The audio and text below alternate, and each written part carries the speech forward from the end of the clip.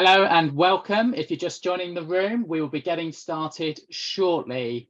Happy International Day of Education and welcome to the room.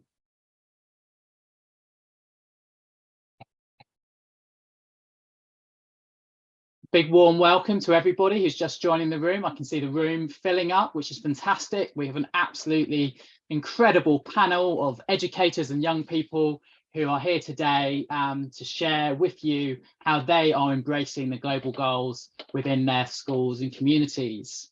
A big and very happy International Day of Education to you all. As you're coming into the room, please do introduce yourself in the chat at the bottom. Please share your first name. I mean, it'll probably come up because Zoom helps with that, but also maybe your role. Are you an educator or a young person? Where in the world are you? What time of day is it for you? And perhaps if you are so bold, you could share with us what you had for breakfast if you had breakfast. For me, I will get you started. I had porridge for breakfast. I'm John. I'm Chief Exec of Future Foundations and co-founder of Global Social Leaders. And I am in the UK and it is 9:02. We will be getting this panel started shortly, but we just want to make sure everybody has got into the room. I can see some more people have just joined. Our chat is starting, which is great. And I can see people are sharing in the chat. So I will just move the chat off screen so I can see what people are saying. So let's see who's in the room. We've got Chi and who said, for the Chinese New Year. So happy Chinese New Year. Josh from Maastricht University. Gosh, I can't actually keep up with the chat. It's going so fast. For those that just come into the room, please do, as we said, introduce yourself in the chat. Share your first name, your role, young person educator, and where you are in the world. We've got Tracy, Service Learning Coordinator in Australia. She had a banana for breakfast. A fantastic choice. We've got Lee, who's working for Manchester United Foundation, working in schools to support young people's opportunities. We've got a hello from Romania, Rebecca, Canadian, living in Bordeaux. Very nice.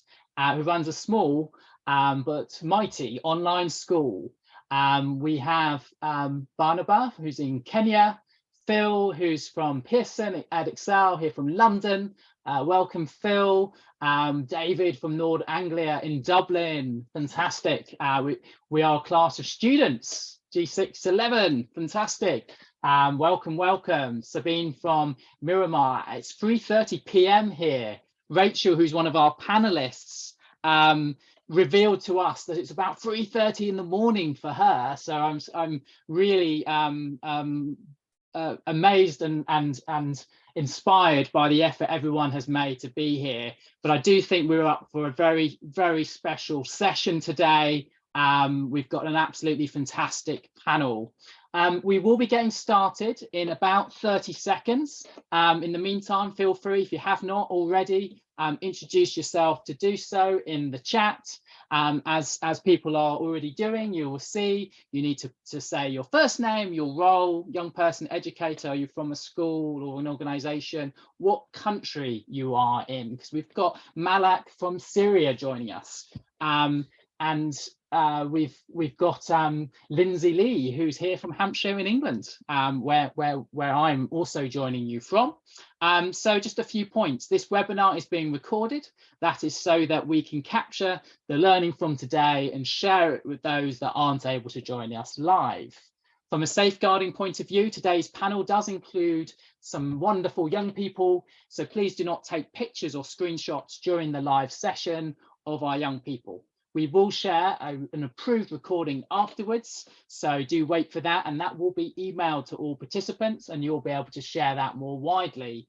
During the session, if you have questions, please share those in the Q&A box. Do not put questions in the chat, and that will make our life easier, because when we get to after the panel introductions, there will be an opportunity for you to ask questions, and we will work through the Q&A, and we'll work through as many questions as we can. We might not get to all of them, so I will manage expectations now. We might not be able to answer every question you have. So in the chat, you're welcome to keep introducing yourselves, but this panel is about to begin now that we've got a full room. As you can see from the chat, please you might want to scroll back if you've just joined, because we've got a fantastic group of people. So I would just like to start this session now by saying to you all a big, happy International Day of Education. Today, we are going to be introducing you and welcoming you to the wider Learning Planet Festival. This is what this event is part of many hundreds of events. We're going to introduce you to us and the global goals. We're then going to hand over to our youth and educators panel, and we've got a fantastic panel here today. There'll be an opportunity for you to ask questions, and if you didn't hear and you just joined, please put your questions in the Q&A, not in the chat. And then at the end of this session, we'll share how you, if you've been inspired by what we share today, can get involved in a range of fantastic opportunities. So what is this all about? The Learning Planet Festival is organised every year around International Education Day, which is today, in partnership with UNESCO and hundreds of pioneering organisations, I have to say, ourselves hopefully included. There are hundreds of events, both local and online, providing opportunities to share ideas about current projects, launch initiatives. And what is it all about? It's about mobilising our combined forces that are committed to adapting our learning models to accelerating the transitions of the 21st century. You're here in one of those hundreds of events, and we're also running another event on Thursday, which is inviting companies and organizations to think about how they can help the next generation develop to be leaders in life.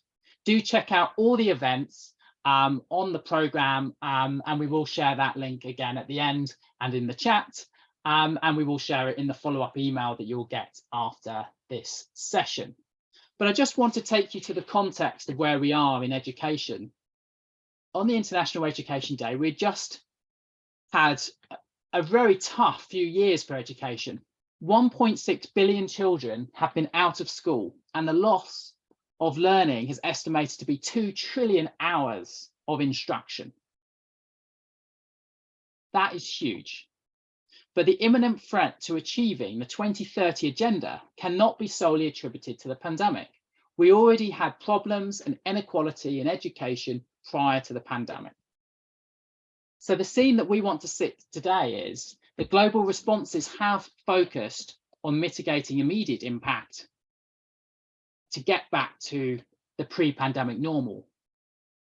But we think, and we'll be sharing today, that we need to go beyond the pre-pandemic normal. We need to leverage the disruption to create a better, brighter and more exciting future for all. And we're going to share what educators and young people are doing to address the global goals and accelerate action towards them. And we hope that you will be inspired to get involved in that today.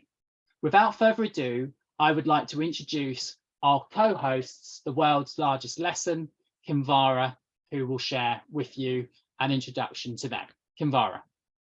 Thank you, John. Hi, everyone. My name is Kinvara and I'm director here at World's Largest Lesson. Wanting to say a big thank you for joining us.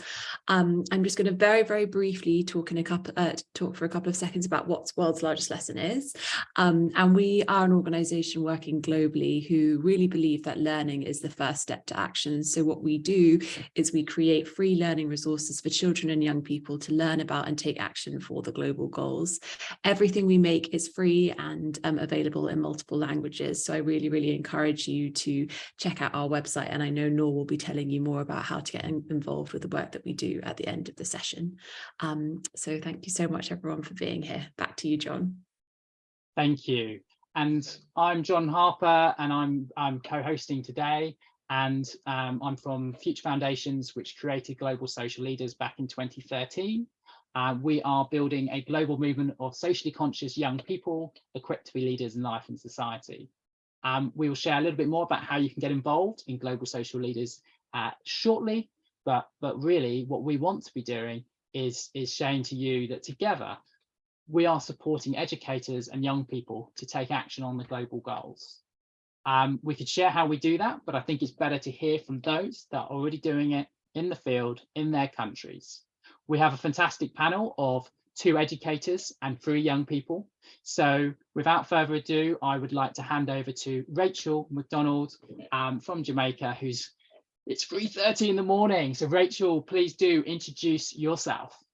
Hello, hello, hello, everyone. It's actually 4:11, Jonathan. So we've been together for a little while. I'd like to extend really warm wishes to each and every one of you. I'm connecting from Jamaica, as Jonathan said, and I would love to wish you all a happy International Education Day. This is a day that I am passionate about, as is obvious, based on the time that I'm connecting with you from. But I am an educator, just like so many of you, as I can see from the chat. And I have about 25 years experience just working here in this wonderful little rock, as I like to call it. And one of the things that I have been doing now is working in a number of underserved communities, especially since the onset of the pandemic. And I work with a number of kids, teachers and adults, their families. And our kids are between the ages of 18 months right through to 18 years. Since about 2016, I've been particularly passionate about working and sensitizing our population to the global goals. That has been an interesting journey, but one that I remain committed to. And I'm just really happy to be here to share my story.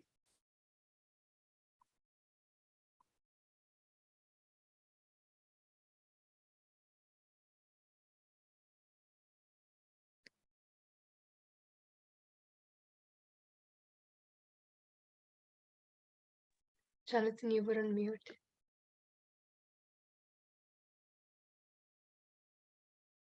I was about to say, Tanisha, you need to unmute yourself, but it was actually me that was on mute. So I would now like to invite Tanisha to introduce herself. Hi, I'm Tanishi. A very happy International Education Day to everyone present here. I'm a student of the 9th grade and I live in India. Yeah. Great, thank you, Tanishi. And now over to Antonio. Hello, everybody. My name is Antonio Cambire. I'm the president of an organization in my country called CIMAF, who is organizing the National Olympiads in Burkina. I'm 18 and currently in senior year at the International School of Ouagadougou. Thank you.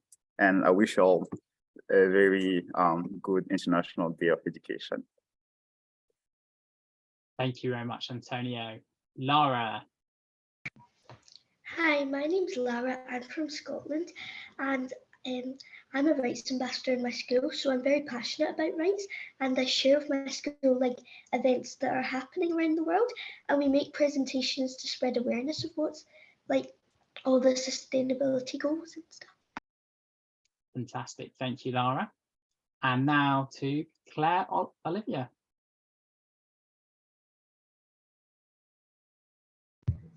Hello everybody, my name is Claire Olivier. I am currently in Qatar, but like Rachel, I've been teaching for over 20 years. I started in South Africa, then went for 5 years in the UK, 10 years in South Korea, and now I'm in the Middle East. My passion is partnerships for the goals, coming from South Africa. I strongly believe it takes a village to educate a child. And sometimes it takes children to educate the village.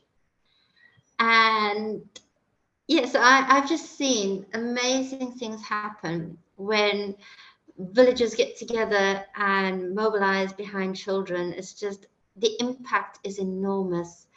So it's wonderful to be here with everybody, and I'm really looking forward to today.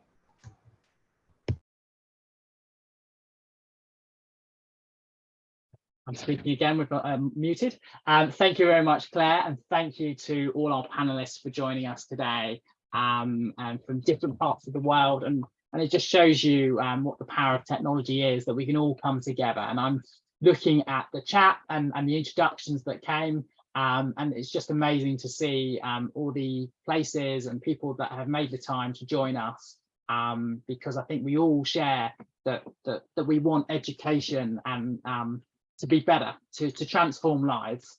And And I think for me, and I don't know, I think it might come from this today, that it feels like there's the tipping point where there's just so many people that have this feeling that education can and is doing great things in many parts of the world and many places, but we want it to be shared with more people. And I think we've got some really inspiring stories to share. I'm going to be starting to ask a few questions to our panel.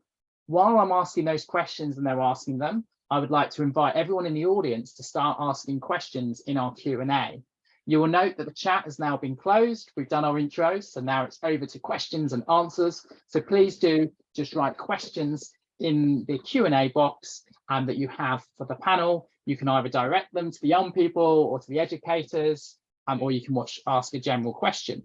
But my first question, and I'm going to focus on the young people, is what was the impact on you from learning about the global goals? Because obviously there's lots of young people in the world who haven't heard about the global goals. So I'm really interested to know from you, what has been the impact on you? And if you'd like to go first, just wave at me. It's always nice to have a wave. So who would like to jump in there and wave at me first and answer that question? Antonio, it's over to you. So you unmute yourself, do better than me, and let me know what you're thinking. Okay, so about this question, I think that first of all, learning about the global goals is pretty interesting, learning about its history. But I think one of the most important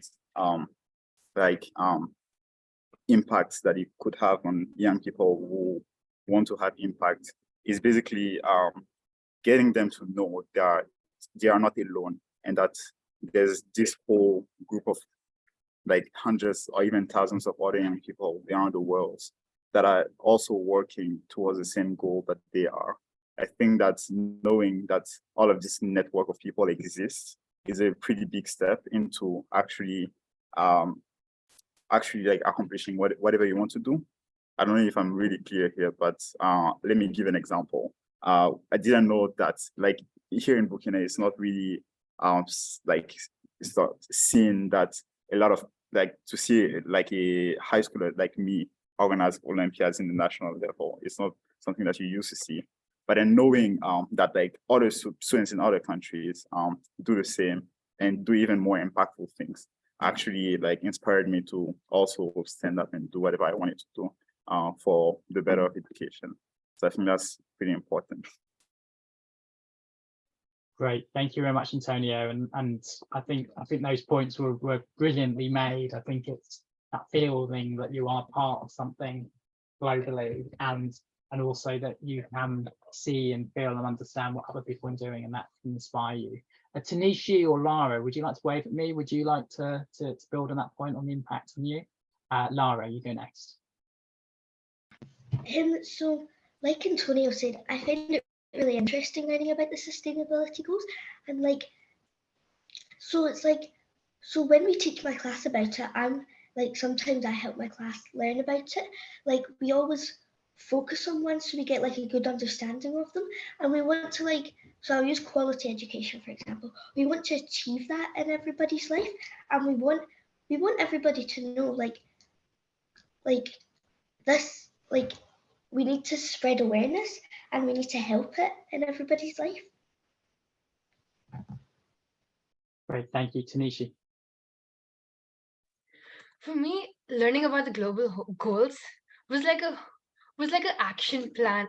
Exactly. So it tells you the 3 steps. It tells you first, so when we were learning about the global goals, we researched, we understood our situation, we understood the situation of our country, of our locality, what happens around us, how the people around us are facing so many issues. We understood our problems, we understood our environment.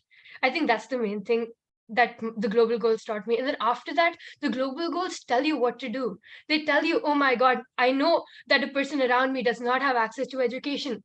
I know that by 2030, this is where I have to reach. And then it enables you to make a plan for the future.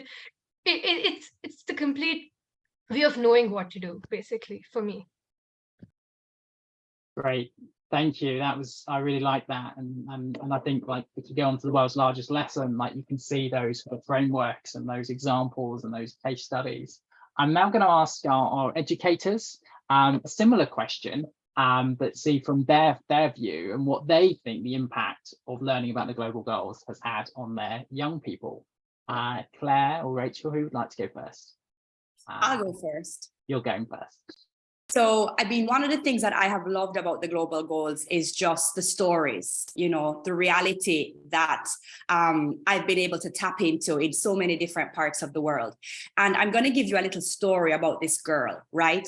So she grew up in the 1980s, where glass bottle soft drinks or sodas and, you know, juice boxes were the things to drink. You know, back then, the children where she was from took sandwiches to school for lunch, and they had good old thermoses for their water, right?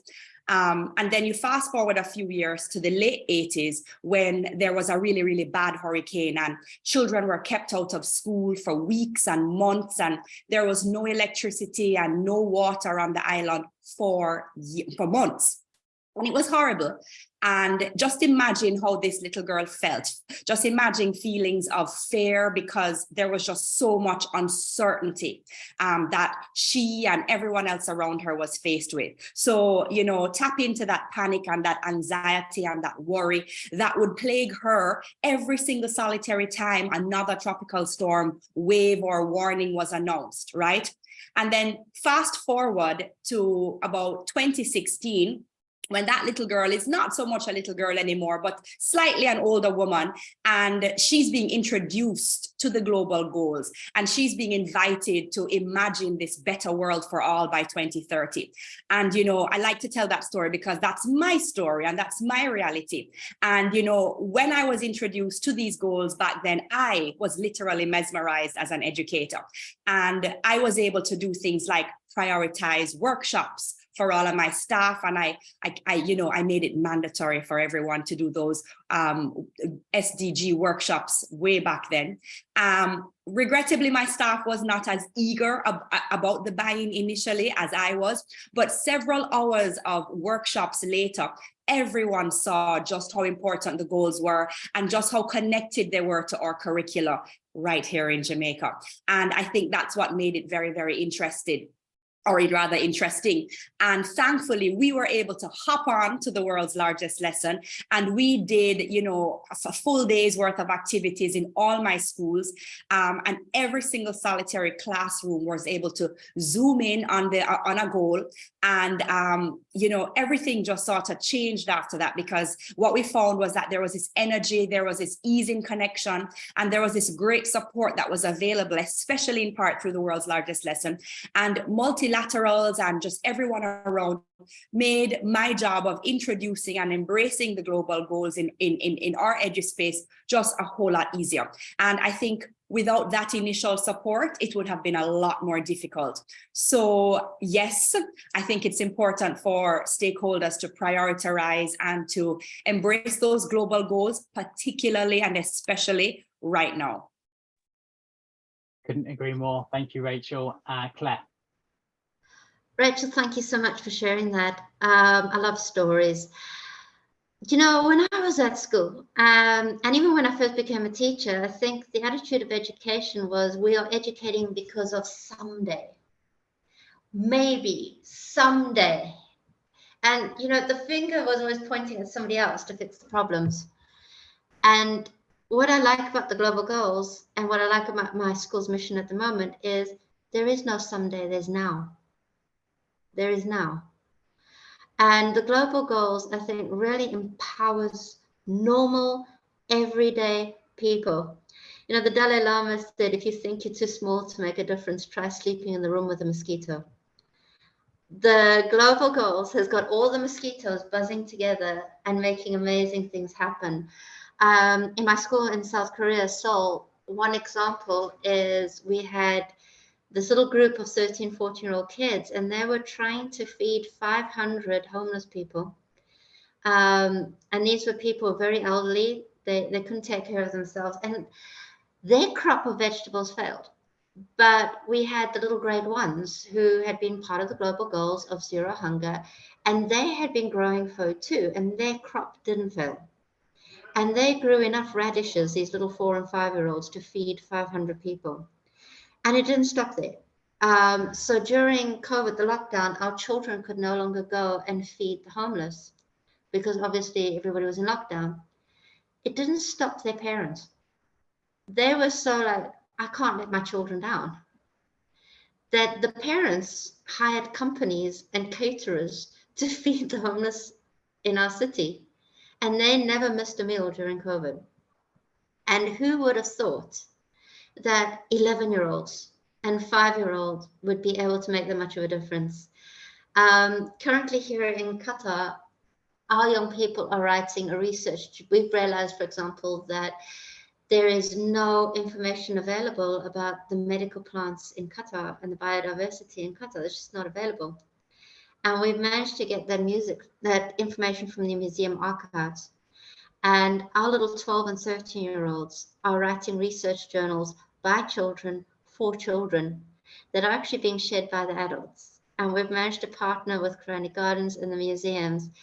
And it's impacting, we can have a potential impact like throughout the country and beyond.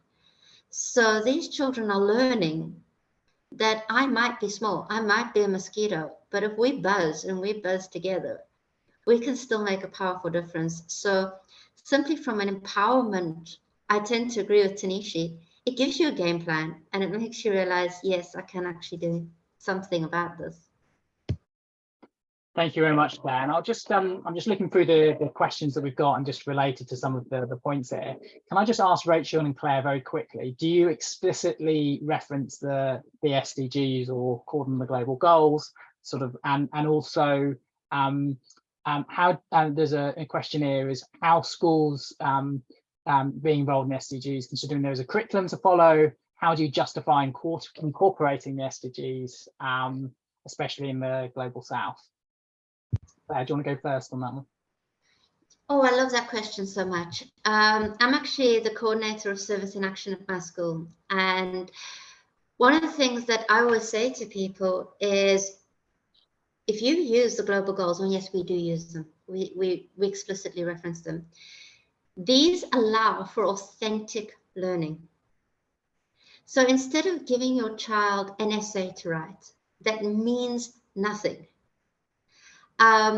one of the projects that we did with the Global Goals for Quality Education is we got our students to interview people who work in education above all and find out about their projects. They're currently educating over 10 million people. But hardly anybody outside of Qatar knows about this organization. So our students have taken their projects and they've translated it into their own mother tongues. They've written the projects in child-friendly English. And their assessment, instead of writing an essay, we published a magazine. So they had to cover everything they were meant to do to write anyway. But this time their magazine got published and it's been seen over 3,000 times in the country by people of all different languages. For this year's magazine, we found an influencer with 17,000 followers. So these children, when I tell them you're writing something, it's not, oh, it's another test. It's like, this is going to be seen by 17,000 people. I better do a good job. And we've just found time and time again, there is no reason why you can't use authentic assessment.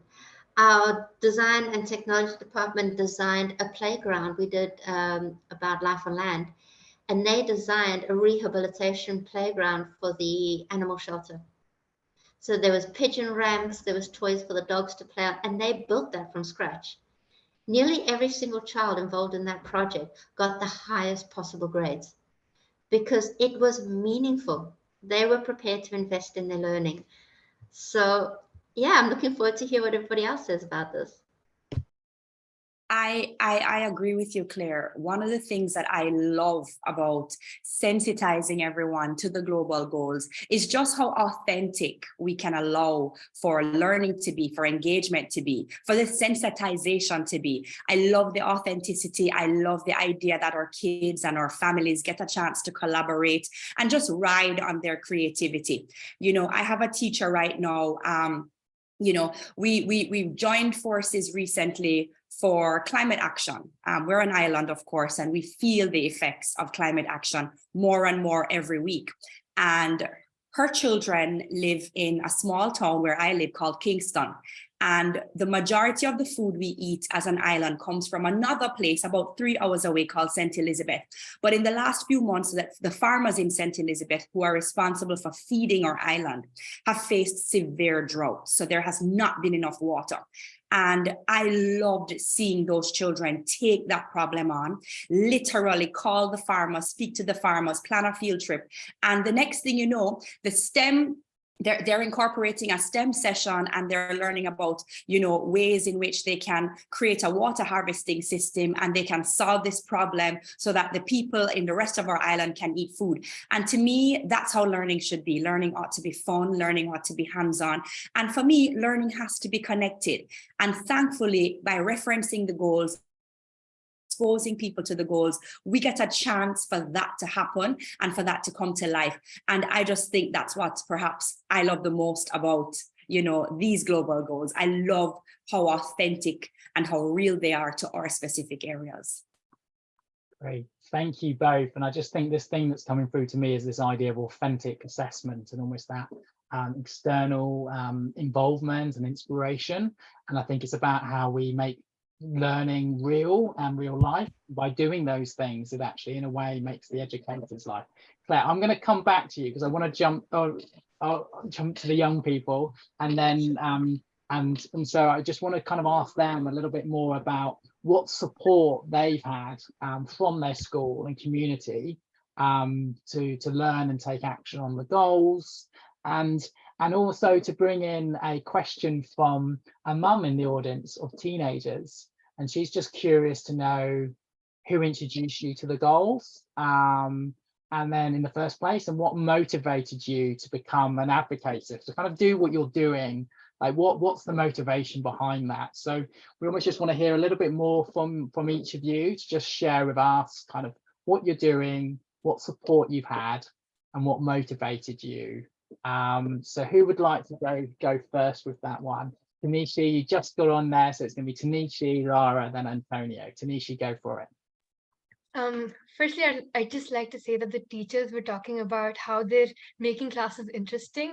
And I think even our school's doing the same thing. And I really love the field trips we go to. When we do hands-on work, that's my best kind of learning. Talking a little about how I actually got into this kind of work.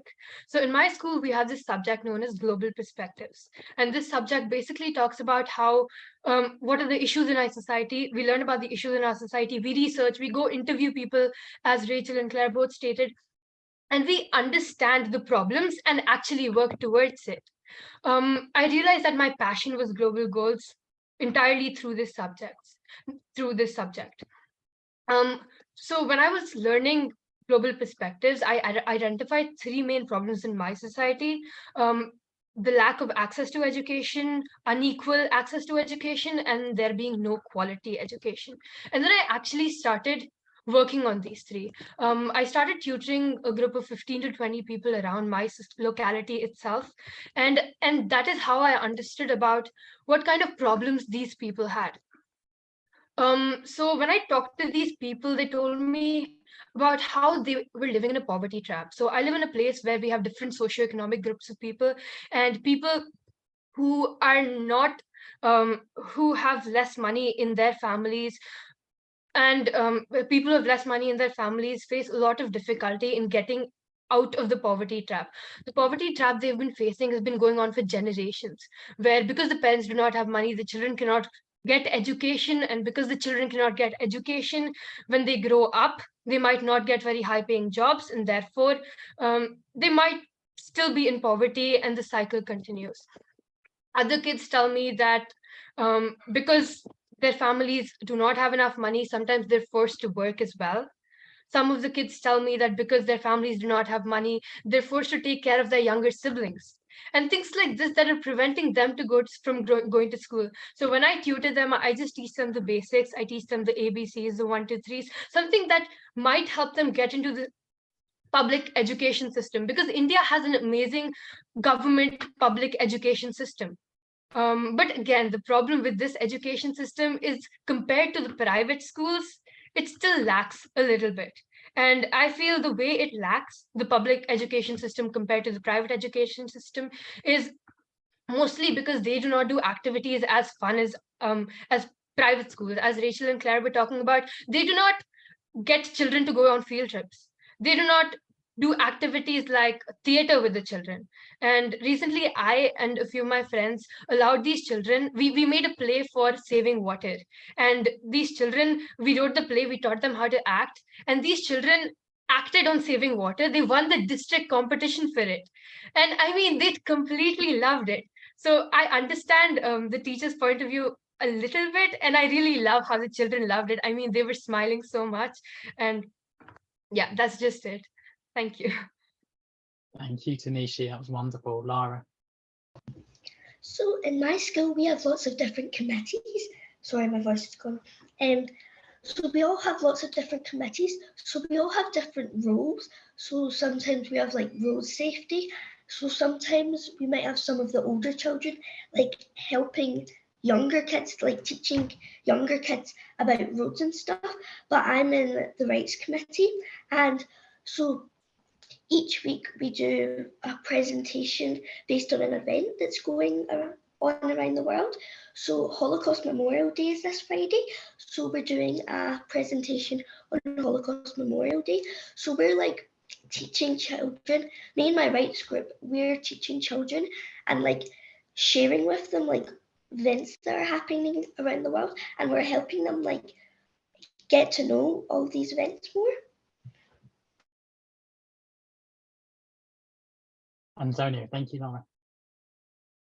Okay, so my project was I think I should give like some sort of context. I'm in Burkina Faso, and we are like a French-speaking country, so English is not even my first language.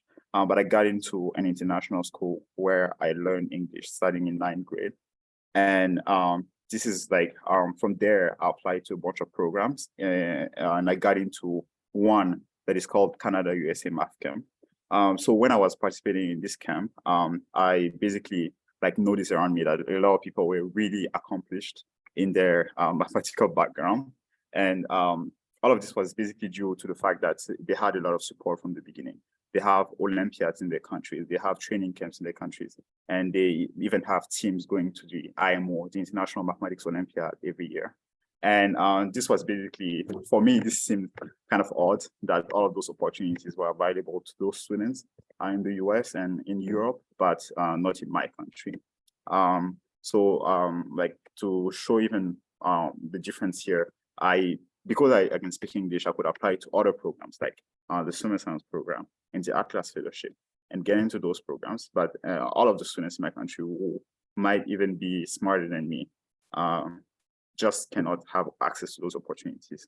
So what I did after learning about all of those things was talk to friends here in Burkina, and we created a nonprofit organization whose premier goal was to just organize clubs in mathematics around the country. We ended up organizing like 7 clubs, which in turn we wanted to build on to organize a competition in mathematics around, like against people in those clubs. So we started between those clubs, and then some other clubs around the city wanted to participate, so we expanded that. And then some schools outside of the city also wanted to participate, so we had to expand even further. And the first year we had 14 cities participating with at least 1,400 students, which was really impressive. We had to have support from the ministry, a lot of sponsors, and help to even get legal status at that time. But after that, we organized the thing and we had the final round, and we gave pretty good prizes to students, which included scholarships and laptops and all of that. So that was the first year, which was 2020, 2021. And then we actually did all of that work without actually knowing about the global goals. After our first year is when we started actually learning about those things. And it was kind of out of the blue. I was reading an article online and I started learning about all of those things. And I was like, oh, yes, we are addressing global goal 4 here, quality education. And I also decided from there to kind of also focus our efforts on global goal 4, which was I don't, it's like, what is it again? Gender equality, I think. Because a lot of people, when we looked at the statistics from our competition, a lot of the participants were all male, from big cities and wealthy and all of that. So we wanted to kind of turn that around and market the competition more towards female students. So that's what we did for our second edition. And we had around 3,800 participants for that one in 28 cities, which was even more impressive. And we had a better ratio of male to female students. We won prizes like the GSL Global Goals, which actually asked us to come to be panelists this year. And all of that actually furthered our ambition to even address more those two goals that we set ourselves to solve. So this year we had even more funding from different organizations. And our goal is to go to the International Mathematics Olympiad, to send the first team of Burkina over there, and to also organize a training camp for those students. So how we learned about the global goals, it was kind of out of the blue, but I think it was really important first in helping us set really like actually impactful goals, like try to have a more balanced ratio of male to female students. But afterwards, we also had to work towards those goals. And we learned about other projects that students were doing as part of the GSL competition or the Cassius projects competition and all of that. And that also inspired us to even work even harder and achieve greater things. Thank you very much. I mean, absolutely amazing. I mean, just to hear also the development over the years. I just want to just step back because there's a few questions coming up which got a little bit of a theme. And I think the one of the assumptions or the big questions is, can publicly funded schools which lack resources do projects like this, run extracurricular activities like this? Does it require finance to enable this kinds of project to happen? And I suppose I'd be interested to hear from both our educators and our young people what you're feeling or sense of this. Can you do this without all the time and resources? In a perfect world, we would have loads of time and resources, but if we don't, do you think you can run projects like this? Who would like to go first? I'll have some waves. I'll go. Rachel, you're in. I want to share that my country is not a wealthy country. We're in the Caribbean, right? We're a developing nation.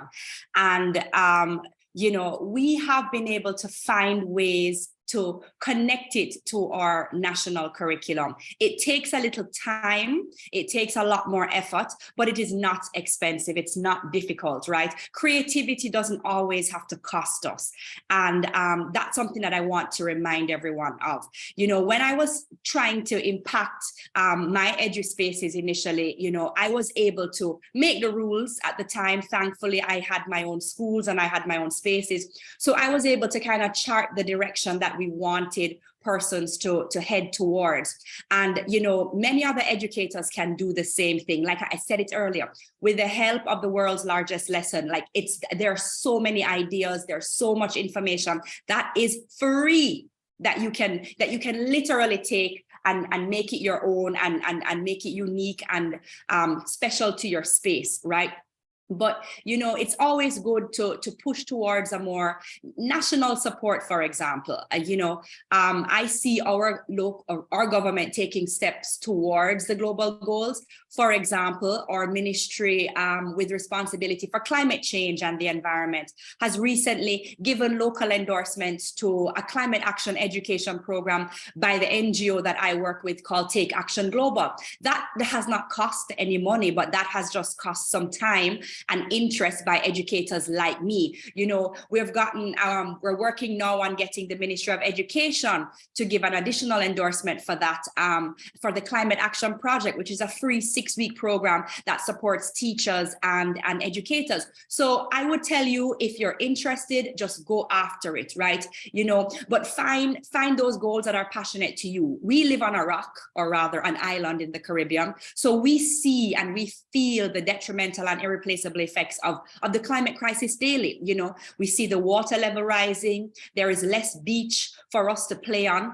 And of course, the temperatures are getting warmer each year. Our floods are more severe and horrible. And in many instances, we have children who die. So, you know, I'm particularly keen and passionate about raising the awareness of the goals that are specific to us and to our, you know, niche and area. And I would recommend, I mean, there's 17 different goals. One will resonate with you. And, you know, I would tell you to tap into those passions, tap into those areas of interest, and just commit to logging time, right?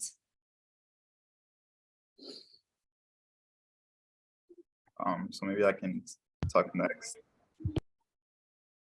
Okay, so so I agree with all of what Rachel said. And I think that one thing that is often forgotten by a lot of people is that you may want to have really high goals from the beginning. Like I want to organize an international competition or something, but it's always better to start small and then to scale, if that makes sense. It's almost like a company, right? I can guarantee that like the first sponsor that we got was like maybe 50 times harder to convince than like the latest one or something. So in my experience, for example, as we started with clubs in a few regions, and then we expanded. So I'd just advise maybe just like start a smaller project and then try to convince someone to like help you with this. That doesn't require a lot of like money or resources. And then as you scale, you're gonna have like something to prove that you can actually do the work. And that's gonna help you get further in terms of sponsorship and all of that. I think you also get better in promoting your organization as time will go on and as you talk to more people. So like starting small will not hurt. Start to, even if you have like big goals from the end, like from the beginning, start to break it down and then do it step by step so that you have something to prove in the process. And that's gonna be like really, really good into actually getting towards your goal. Thank you, Antonia. With my first school that I taught in South Africa, it was a school for disadvantaged children. And at one point I had 105 children in one class. And these children some of them did not have running water and electricity at home. And they would graduate. Our school was in the top 7 maths and science schools on the continent, despite these challenges. I'm somebody with a disability. A lot of my GSL children were children with disabilities. And, you know, you can't put ceilings on what people can do. We managed some of the projects that we had, for example, in South Africa with these children that had so little. You look at what you have. You don't look at what you don't have. You look at what you have. And for example, with our children, they had an education. So there was a local orphanage near ours, and we would walk down, cost us nothing. And we would do homework with the children because there were not enough workers there.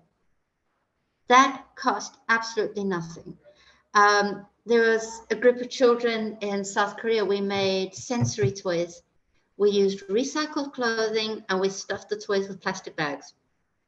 It cost us absolutely nothing to do that. And what happens though is when people see what you're doing, you're right, Antonio, we get sponsored. People will see that and people want to back a winner.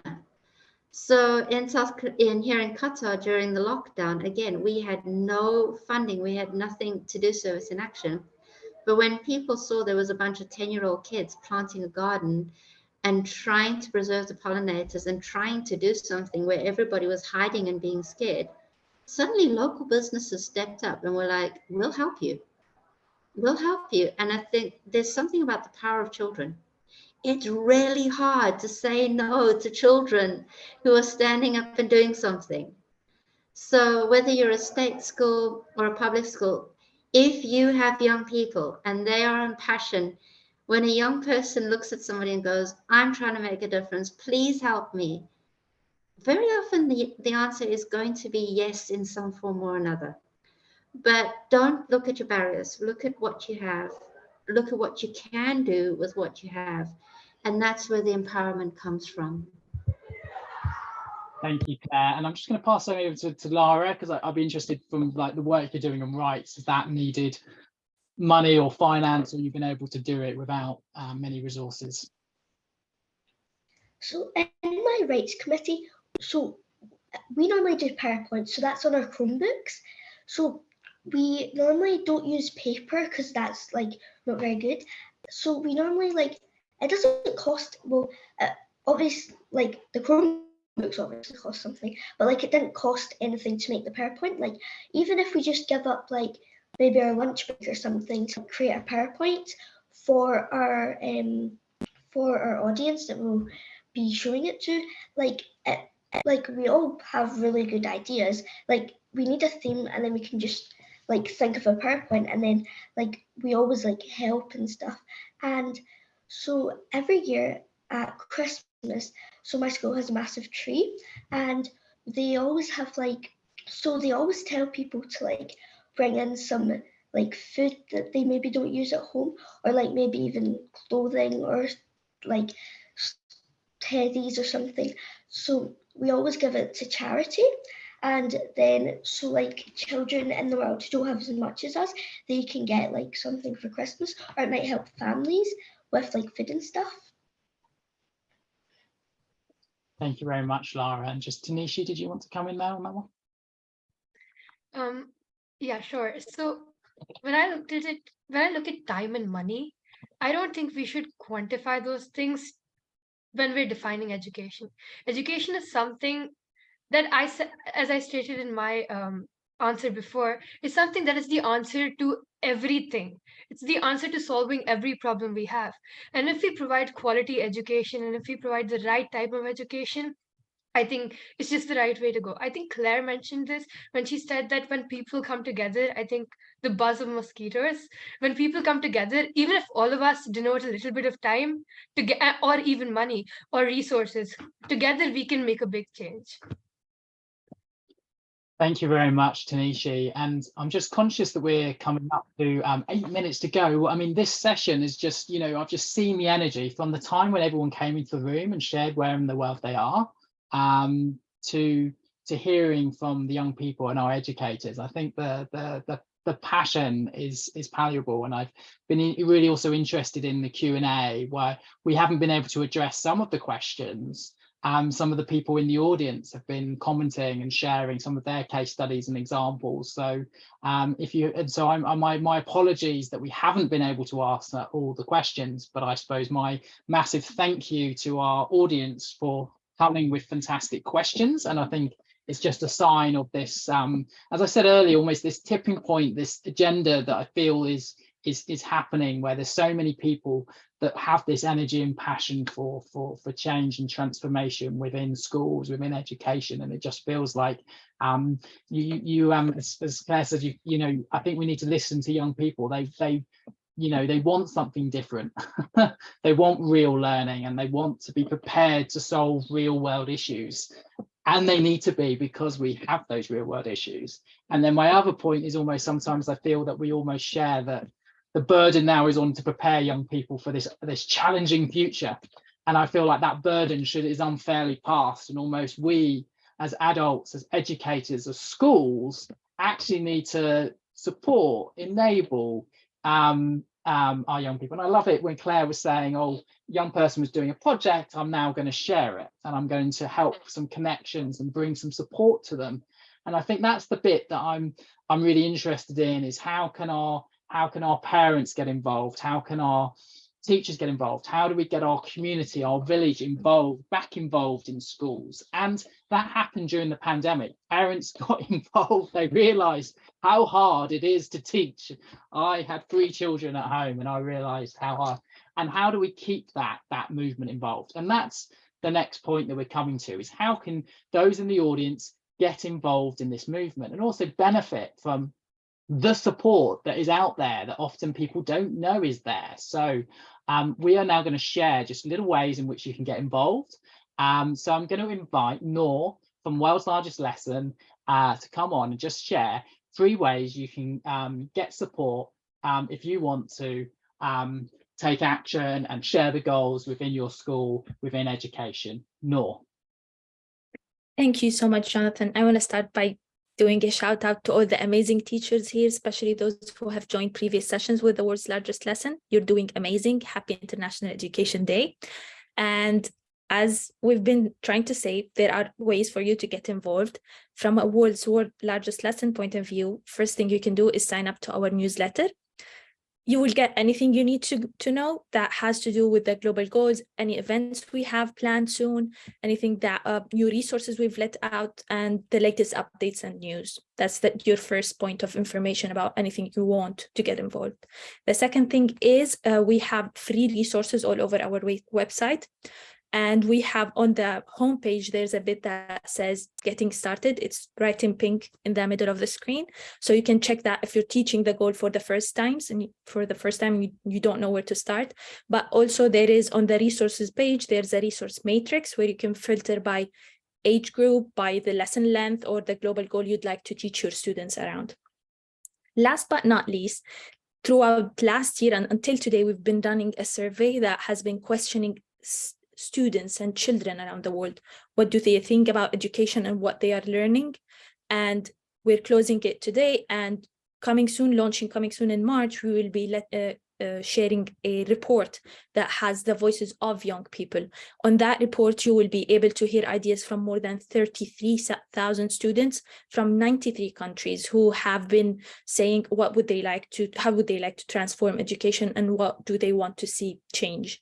We will be announcing the report's launch on our newsletter and across our social media channels. So if you want to be the first to know when it's out, you have our newsletter or join us on any of our social media platforms. And thank you so much. And thank you very much, Noor, and thank you, World's Largest Lesson, for partnering with us on this fantastic webinar. We would also like to share how you can get involved in Global Social Leaders. So for schools and educators, we have a school membership offering, which supports schools with a framework and how to train your teachers, train your student leaders to come up with projects and implement them in response to the global goals. And you heard a little bit from Claire, who is one of our GSL lead teachers, and also from Antonio today, who's run his projects and participated in our global project competition. We also run live online courses. We used to run them in person, but now mostly we run them live and online, which are globally mixed, and they're an opportunity to develop your young leaders. They then do an independent project, and then that prepares them then to do team projects. So for young people, you can sign up to take part in our courses. So do go onto our Global Social Leaders website, and please do check out our courses. Currently, you can book for our Catalyst course, which takes part in July. And we also have a free online festival in June that will be on our website soon. If your school is not already a GSL school, please do point your teacher, your educator, to the Global Social Leaders website and encourage them to become a member of Global Social Leaders, and then we can support your whole school. We're about how do we create that community around the young person. So we're working with schools to train their teachers and young people on how to create change to happen. So as we come up to the end of this webinar, I would just like to say a massive thank you and a big round of applause to our young people. You have been so inspiring, and just what you're doing is amazing. You are wonderful, and thank you for giving your time today and sharing your story with us. And to our educators, we all know how hard it is to teach, and I think today your passion has shone through in how you're working so hard, going above and beyond, and also that how fulfilling it almost sounds that by actually doing this, by engaging with these resources, these materials, you are having that massive impact and seeing that impact on young people. So just a big thank you for joining us today, but also a big thank you on behalf of all the young people that I can know are benefiting for your passion and positivity. And I think that's what we need: passion, positivity, and with that, we can transform education, schools and communities and create a more sustainable planet. So that's what we're here to do today. We hope the audience has been inspired. we thank our audience for joining us today, and we wish you a wonderful International Day of Education. Thank you very much. The webinar is now finished, and you can now leave the room, but please do go onto the websites and get involved in the world's largest lesson or global social leaders.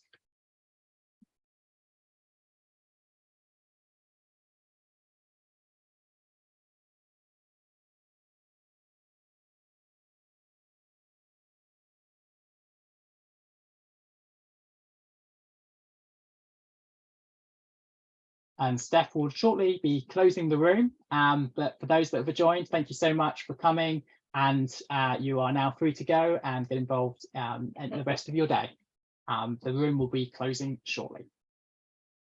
If you've got any questions, you will get an email follow-up from this session, which will share next steps and all the a recording of this. So if you want to catch up on what was shared or get in touch with us or the world's largest lesson, that will all be in the follow-up email that you get. Steph, I will now invite you to close the room, and I will say a thank you and goodbye to our panelists, Rachel, Claire, Tanishi, Lara, and Antonio. You were absolutely wonderful, and a special thanks to Noor and Steph for your operations. You have done a fantastic job. It's been a wonderful session. And Rachel, please do go and get some sleep now.